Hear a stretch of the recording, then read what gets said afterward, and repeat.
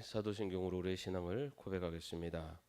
전능하사 천지를 만드신 하나님 아버지를 내가 믿사오며 그 외아들 우리 주 예수 그리스도를 믿사오니 이는 성령으로 잉태하사 동정녀 마리아에게 나시고 본디오 빌라도에게 고난을 받으사 십자가에 못 박혀 죽으시고 장사한 지 사흘 만에 죽은 자 가운데서 다시 살아나시며 하늘에 오르사 전능하신 하나님 우편에 앉아 계시다가 저리로서 산자와 죽은 자를 심판하러 오시리라. 성령을 믿사오며 거룩한 공예와 성도가 서로 교통하는 것과 죄를 사해 주시는 것과 몸이 다시 사는 것과 영원히 산 것을 믿사옵나이다. 아멘. 찬송가 331장입니다.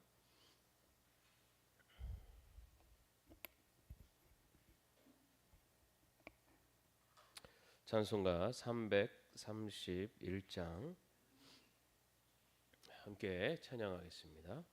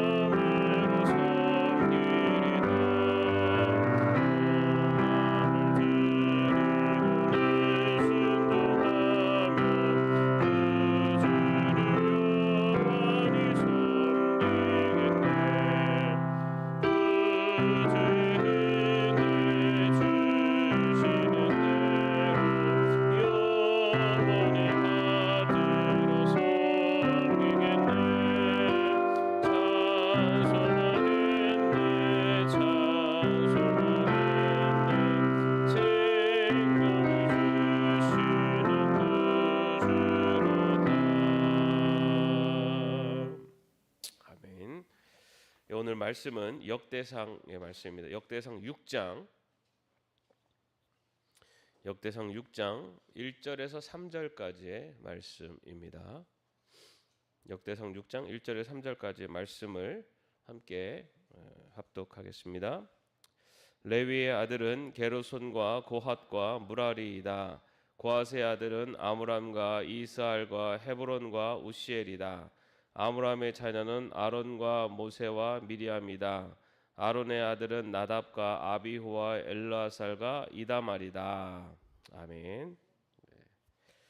아침 주의 전에 나와 예배하는 여러분들에게 주님의 축복이 함께 하시기를 축원합니다. 요즘 성경 통독 하시기 쉽지 않죠? 예. 아무리 읽어도 입에 붙지 않습니다. 예, 아주 그 이름들을 계속 나열돼 있고 족보들이 계속 나오잖아요. 그러다 보니까는 그 족보 부분을 하면은 읽는 것만 해도 아주 그 잘만 통과만 해도 잘했다 이제 그런 마음이 들기도 합니다. 그런데 이제 성경에 보면 이제 그런 몇 군데들이 있습니다. 족보들이 특별히 구약 성경에는 족보들이 참 많이 나열되어 있어요. 아니 왜 우리랑은 전혀 이름도 낯설고 그 족보가 뭐가 이렇게 필요할까라는 생각이 들 수도 있는데 성경에서 그 족보를 넣는 이유가 있죠. 그 중에 하나는 이제 하나님께서 하나님의 역사를 어떻게 사람들을 세우셨는지라는 것을 보여주는 것이 이제 족보입니다. 거기 그 안에는 우리에게 익숙한 이름들이 있지만 그러나 그 중간 중간에 있는 많은 사람들의 보이지 않는 그런 하나님의 역사하심과 또 신앙의 계승들이 있었기 때문에 그 역사 속에 나오는 한 사람의 어떤 위대한 성경의 인물들이 등장할 수 있었다라는 것을 보여주고 있습니다. 아마도 그 중간중간에 있었던 많은 사람들의 그 삶의 자취를 다 기록한다면 아마 성경이 지금보다 한 10권, 10배는 더 두꺼워졌을 겁니다.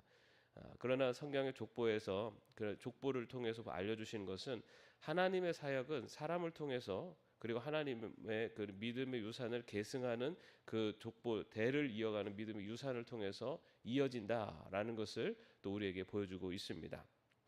그리고 또한 특별히 이 오늘 우리가 읽은 그 역대상 6장의 말씀은 그 레위의 자손들에 대한 이야기입니다. 여러분 레위 하면은 어떤 역할을 감당합니까? 제사장의 역할을 감당하죠. 그래서 이 특별히 역대기상 6장은 제사장의 정통성 그리고 권위를 또 그 족보를 통해서 보여주고 있다고 할 수가 있습니다. 뭐 오늘 6장 전체가 다 막 이름들이 계속 나옵니다. 그래서 그 안에서 굉장히 낯선 또 이름들도 많이 보게 되는데 오늘 이 3절에서만 해도 이름들이 여러 등장하는데 근데 우리에게 익숙한 이름들이 있죠. 그죠? 첫 번째는 누가 나오죠? 레위가 나옵니다. 레위는 야곱의 12아들 중에 하나죠. 그죠? 여러분 레위가 몇째인지 아세요? 레위가 제사장직을 맡은 레위 몇째일 것 같습니까? 예, 셋째입니다. 셋째. 제가 셋째입니다. 예, 레위는 셋째예요. 셋째. 아들 12아들 중에 셋째인데 이 레위의 자손들이 하나님께 구별되어서 이 성막을 이렇게 관리하는 봉사를 담당하는 역할을 맡게 됩니다.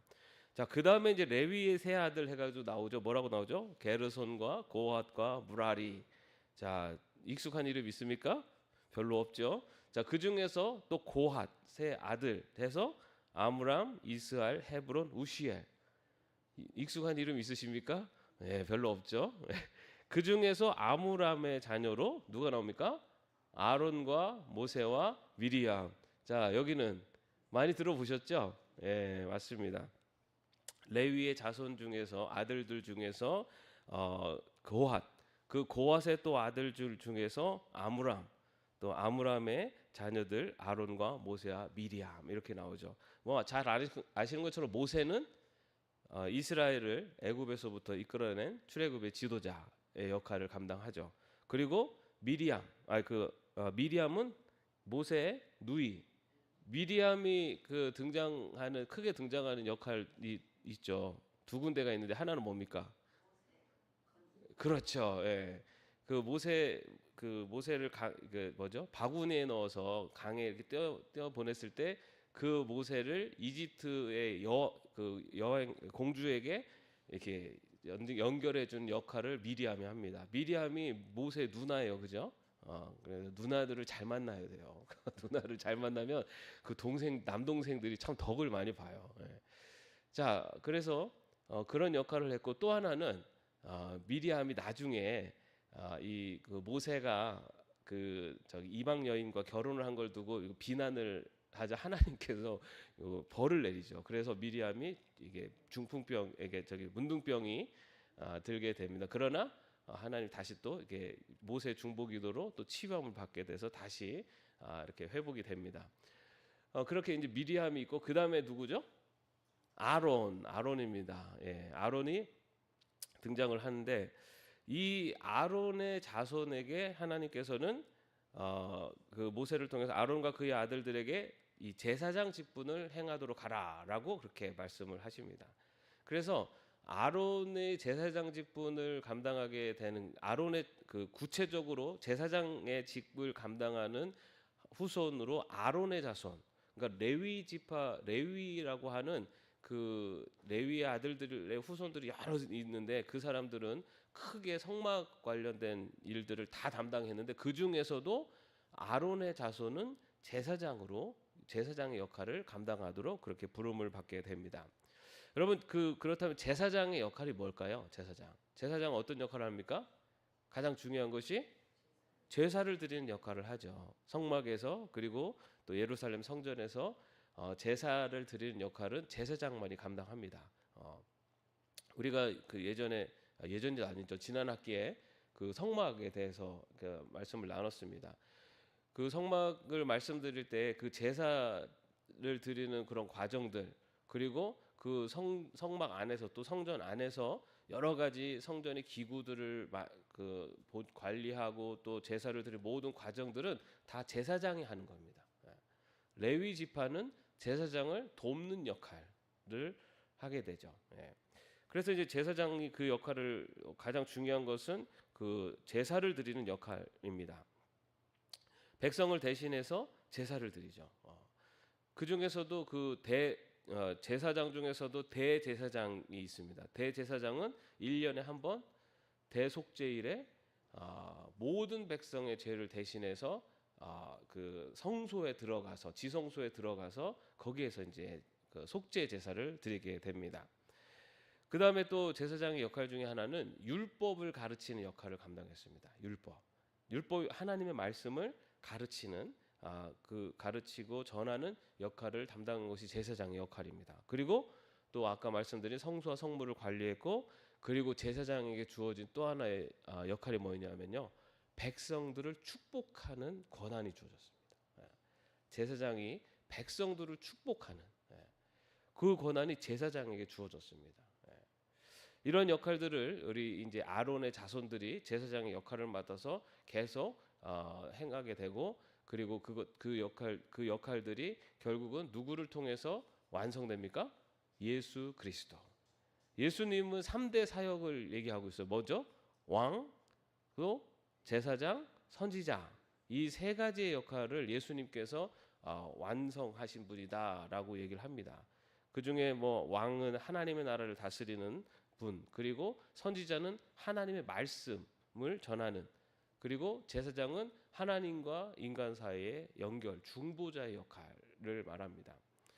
그런데 예수님의 그 제사장의 역할이 누구에게 이어집니까? 누구에게 이어지죠? 여러분 베드로전서 2장 9절에 뭐라고 되어 있냐면요. 너희는 택하신 족속이요 왕 같은 제사장이라. 여기서 너희가 누굽니까? 네, 바로 성도들이에요. 우리들이 그 제사장의 역할, 예수님에서 완성이 되었지만 그 예수님의 완성되었지만 그 제사장의 역할을 이어받은 사람들이 바로 성도들입니다. 그러면 우리는 오늘날 우리 성도들은 어떻게 살아야 됩니까? 제사장이 어떻게 살았죠? 제사장의 가장 중요한 역할이 뭐였습니까? 제사였어요. 오늘날의 제사가 뭡니까? 예배죠. 그렇다면 성도의 가장 중요한 역할 중에 하나는 예배자로 사는 겁니다. 교회, 우리가 요즘 교회 사명에 대해서 말씀드리잖아요. 교회 사명 중에 첫 번째가 예배예요. 성도의 가장 중요한 감당해야 되는 직분, 그 사명이 바로 예배입니다. 예배. 이것은 제사장이 갖고 있는 그 사명의 연속이라고 할 수가 있어요. 왕 같은 제사장이 된 성도들은 바로 하나님 앞에 거룩한 예배를 드리는 역할을 계속 이어가야 됩니다. 이것이 굉장히 중요한 제사장 된 성도들의 삶의 모습이어야 된다. 또 하나는 뭡니까? 이 제사장이 율법을 가르쳤어요. 율법 뭐죠? 하나님의 말씀을 가르쳤다는 거죠. 여러분 그럼 제사장은 율법을 가르치기 위해서 어떻게 했을까요? 중요한 거 알아야지 가르치죠. 모르고 어떻게 가르칩니까? 그죠? 율법을 가르치기 위해서는 제사장이 그 율법을 잘 알아야 돼요. 율법을 공부하고 연구하고 그 하나님의 뜻을 깨닫고 그 뜻을 사람들에게 전하고, 그 역할을 제사장이 감당했어요. 여러분, 우리가 왕 같은 제사장의 역할을 감당하기 위해서는요, 하나님의 말씀을 알아야 돼요. 지난주에 교육에 대해서 말씀드렸잖아요, 그죠? 하나님의 말씀을 모르면 하나님의 말씀을 전할 수도 없을 뿐만 아니라 자기가 성도라고 살아가고는 있지만 그 삶이 제대로 된 삶인지도 모르고 살아가는 겁니다. 그렇기 때문에 제사장의 역할을 감당하는 성도는 하나님의 말씀을 깊이 깨닫고 연구하고 거기서 멈추면 안 돼요. 그 다음에 뭡니까? 그것을 전하는 데까지 나가는 겁니다. 여러분, 전도하는 거 쉽습니까? 어렵습니까? 쉽지 않죠? 근데 가끔 막 전도 좀 하려고 딱 들어가면은 뭐 질문을 탁 해. 그럼 딱 막히면은 이거 좀 부끄럽고 이게 괜히 전도가 더 안 되는 것 같고, 그래서 전도를 안 하시는 분들도 있어요. 아예 가서 내가 뭐 얘기하면은 질문하면 답을 못 할까 봐. 그 주일날 설교 말씀 때도 성경 공부할 때도 성경 공부 좀 하시죠. 그러면 뭐 바쁘고 막 그래. 근데 내가 왜 안 하네 막 그러면은 제가 그래도 교회 10년은 넘게 다녔는데 성경 공부 들어갔는데 질문했는데 모르면 좀 쪽팔리잖아요. 그러면서 가만히 있으면 중간이라도 가는데 괜히 들어갔다가 들통날까 봐 싫다고 막 이러시는 분도 있어요, 실제로. 근데 여러분, 말씀드린 것처럼 모르고 잘못 사는 것보다 모르는 걸 인정하고 바르게 사는 게 그게 현명한 겁니다. 복음을 전하는 이 율법을 가르치기 위해서는 율법을 먼저 알아야 돼요. 다시 말해 하나님의 말씀을 먼저 알고 그것을 전하는 것. 그것이 제사장이 하는 역할이었어요. 바로 그 역할을 우리 성도들이 우리가 해야 되는 역할이기도 합니다. 또한 이 제사장은 중보자의 역할이에요. 누구와 누구를 연결하는 겁니까? 하나님과 사람, 인간을. 그 중간에서 인간의 잘못, 인간의 죄를 용서해 달라고 제사를 드리면서 제사를 드리면서 용서를 구하고, 그리고 하나님의 뜻을 전하는 바로 그 역할을 그 제사장의 역할을 합니다. 중보자의 역할. 여러분, 우리도 우리의 가족들, 우리의 친구들, 지인들, 또 가족, 이웃, 사회를 위해서 중보자의 역할을 해야 돼요. 누구와의? 하나님과의 관계 속에서. 우리가 가족들을 위해서, 또 이 사회를 위해서, 이웃을 위해서 기도하고 그들의 중보자로서의 역할을 항상 감당해야 되는 것. 그것이 바로 또 우리 제사장 된 우리들이 감당해야 될 제사장으로서의 삶의 모습입니다. 그리고 아까 말씀드린 것처럼 제사장이 가지고 있는 또 특권 중에 하나, 바로 축복입니다. 여러분들, 우리들의 삶이 많은 사람들에게 축복의 통로가 돼야 돼요. 축복의 통로는 축복을 내가 다 받아 누리겠다 이런 마음을 갖고 있는 게 아니죠. 나를 통해서 많은 사람들에게 선한 영향력을 끼치고 덕을 끼치고 다른 사람들에게 도움이 되고, 이 역할을 하는 것이 축복의 통로로 살아가는 겁니다. 여러분들이 가는 곳에서 사람들이 저 사람하고 있으면 너무 기분이 좋아. 그리고 저 사람은 항상 다른 사람들을 도와주려고 하고 다른 사람들이 잘 되는 걸 원하고, 그리고 다른 사람이 잘 되기를 위해서 기도도 하고, 그런 평을 받아야지. 저 사람은 자기밖에 몰라. 자기 가족 잘 되는 거나 자랑이나 하지, 다른 사람들 어려운 가족을 위해서 기도하고 그러지도 않고, 자기가 잘 된 거 자기들이 어떻게 하고 자기만을 위해서 사는 사람이야. 이런 평을 받으면 제사장으로 사는 게 아니에요. 우리는 축복의 통로가 돼야 됩니다. 많은 사람들에게 복의 통로가 되는. 여러분, 그렇게 살기 위해서 제사장에게 요구되는 가장 중요한 삶의 태도가 있어요. 뭐냐면 제사장은 가장 중요한 건요, 거룩함입니다. 거룩함. 제사장은 제사를 드리러 가든 그 역할을 감당할 때 그 성경의 부정한 일들, 부정한 장소, 부정한 물건을 만지거나 하면요, 정결례를 다 하고 하여튼 가장 정결한 깨끗한 상태에서 그 역할을 감당하도록 되어 있어요. 다시 말해, 우리가 하나님의 백성으로 살아갈 때 제사장의 역할을 감당하는 가장 중요한 첫 번째 요구가 거룩함이에요. 거룩하게 살아가기 위해서 노력해야 됩니다. 그렇게 거룩한 백성으로 우리가 하나님과 세상과 구별된 하나님의 제사장으로 살아가는 것, 그것이 바로 오늘날 우리에게 주어진 제사장으로서의 삶의 모습입니다. 오늘 또 하루를 살아갈 때 그냥 하루 살지 마시고 오늘은 내가 제사장이다 생각해 보십시오. 내가 제사장이면 나는 오늘 하루 어떻게 살 것인가? 내가 제사장으로서 우리 가정의 제사장, 또 내 사람들 만나는 사람들과의 제사장으로서 만남을 가질 때 내가 어떠한 마음의 자세로, 그리고 이 사람들에게 내가 어떤 역할을 감당해야 될까? 내가 이 가족과 사회와 교회 안에서 내가 어떤 역할을 감당해야 될까? 내가 하나님 앞에서 어떠한 삶을 살아야 될까? 라는 것을 한 번 더 생각하면서 왕 같은 제사장으로 살아갈 수 있는 저와 여러분 되시기를 주님의 이름으로 축원합니다. 기도하겠습니다. 너희는 택하신 족속의 왕 같은 제사장들이라. 주님, 우리에게 제사장의 역할을 감당하라 말씀하셨는데 저희들이 정말 그러한 삶을 살고 있는지 다시 한번 돌아봅니다. 하나님께 예배하는 예배자로서, 또 하나님의 말씀을 배우고 전하는 율법을 가르치는 자로서, 또 하나님과 사람을 연결하며 그들을 위해서 중보하는 자로, 또 그 많은 이들에게 축복의 통로로, 또 거룩한 하나님의 백성으로 살아가는지 우리 자신을 돌아보며 거룩한 하나님의 제사장으로서의 삶을 살아갈 수 있도록 인도하여 주옵소서. 주님께서 동행하시고 또 지혜를 주시고 모든 일을 감당할 때 함께 하실 줄 믿사오며 예수님의 이름으로 기도하옵나이다. 아멘. 하늘에 계신 우리 아버지여, 이름이 거룩히 여김을 받으시오며 나라의 마옵시며 뜻이 하늘에서 이룬 것 같이 땅에서도 이루어지이다.